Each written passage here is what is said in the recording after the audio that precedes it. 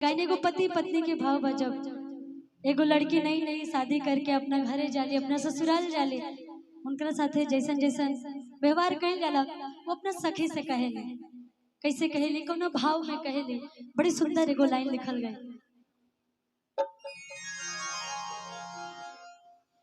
कि पियावा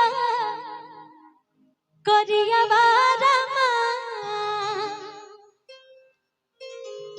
और फेंके रोज थरियावा रमा।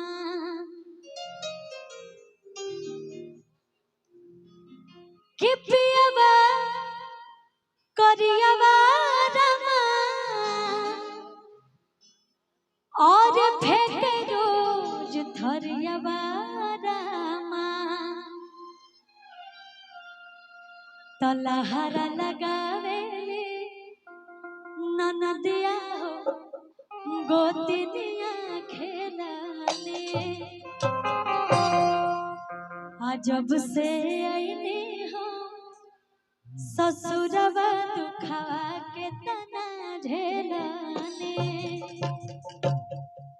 कहलस लेके अपना सखी के सखी पियावा करियावा रमा फेंके रोज थरियावा रमा। पियावा करियावा रमा फेंके रोज थरियावा रमा। तलहरा लगावेली ननदिया हो गोतिनिया खेलानी। जब से आईनी हो ससुरवा दुखवा के तना झेलाने।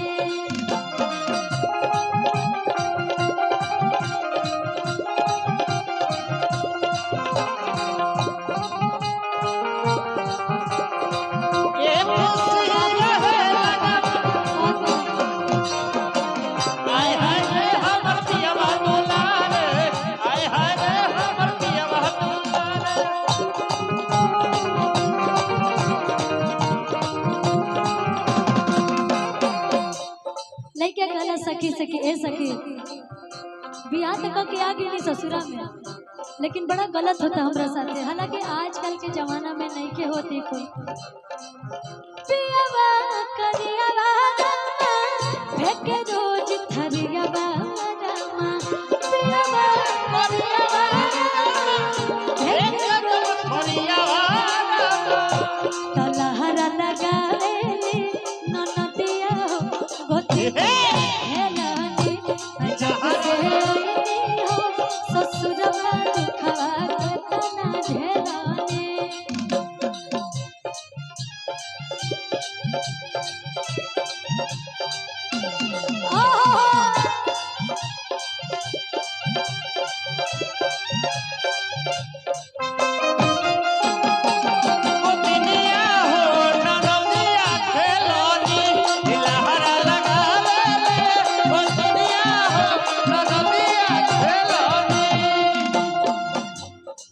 और कलश लेके सासू जी तुम्हारा सोहग रोज रोज ताना।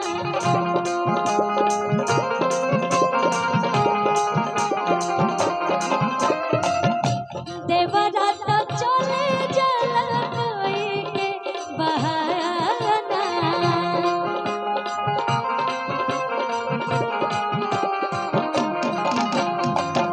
सासू जी तुम्हारा सोहग कोई के बहाना।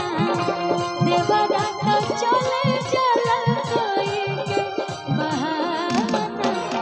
तेरी झाका झोरे रमा हाथवा मरोड़े रमा। तेरी झाका झोरे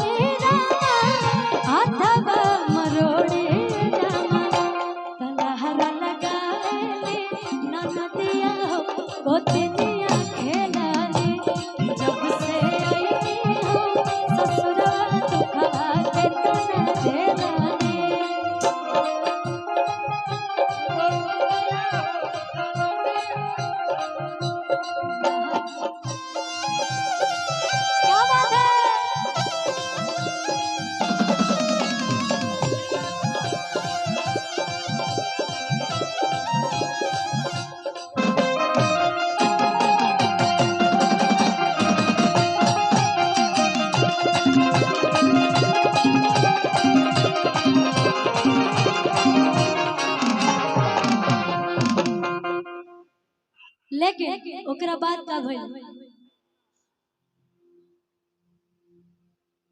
जब ससुराल गईली, लेकिन जब समझावल गई तो एगो भाव लगल कैसे, सैड सॉन्ग में घुस जा रहा, अभी वो माहौल नहीं थे कि आज हो